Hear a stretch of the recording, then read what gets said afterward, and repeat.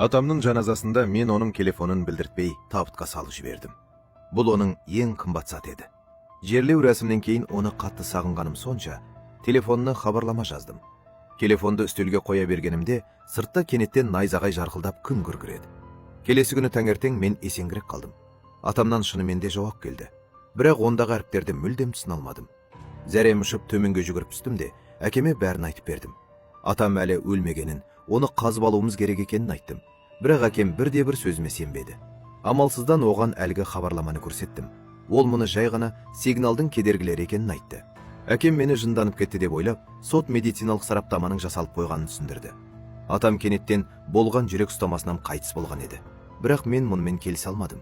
Мен бұл хабарлама атамның көмек сұраған үні екеніне сенімді болдым. Зиратқа қарай жүгіріп барып, атамның нөмірін кердім де, жерге еңкейіп, бар зейініммен тыңдадым. Денем мұздап кетті. Өйткені жер астынан атамның телефонының рингтонын естідім. Бұл телефонның әлі де жер астында көміліп жатқанын білдіреді. Атамның жауабын есіме алғанда, оған сене де алмадым. Сонымен бірге бойымды үрей биледі. Шындықты анықтау үшін мен оның ес күйін тінтіп шықтым. Бірақ ешқандай ілік таппадым. Сол сәтте мен атам шынымен тірі ме деген күдікке бой алдыра бастадым. Бір ай тез өтіп кетті. Мен атамнан айырылу қайғысын біртіндеп ұмыта бастадым. Рождество кеші болғанша бәрі тыныш еді. Сол кеште мен мектептегі ең сұлу қызбен биледім. Бұл мектеп бұзақысының қатты қызғанышын тудырды. Ол мені сыртқа сүйреп шығып, аяусыз соққыға жықты. Мені жерге басып тастап қорлады.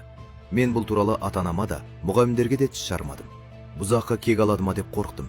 Кек әжетханаға тығылып алып, қайтыс болған атама хабарлама жазумен болдым. Оны қаншалықты сағынғанымды айттым. Оған бұзақының мені қалай қорлағанын жаздым. Сондай-ақ өзімнің қорқақ екенімді мойындадым. Келесі күні сыныптасым маған әлгі бұзақының өліп қалғанын айтты. Полиция оның денесін алып кетіп бара жатқанын көрмейінше сене алмадым. Сот медициналық сарапшы оның өлімінің себебі өте оғаш екенін айтты.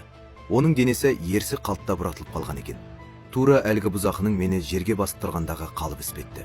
Мен атамның бұл өлімге қандай да бір қатысы бар екенін түсіндім. Көкірегімде мазасыздық орнай бастады.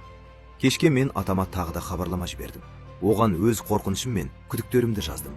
Дәл сол сәтте телефон тұтқасын қоя бергенімде телефон шырылдай жөнелді. Бұл атамның нөмірі еді.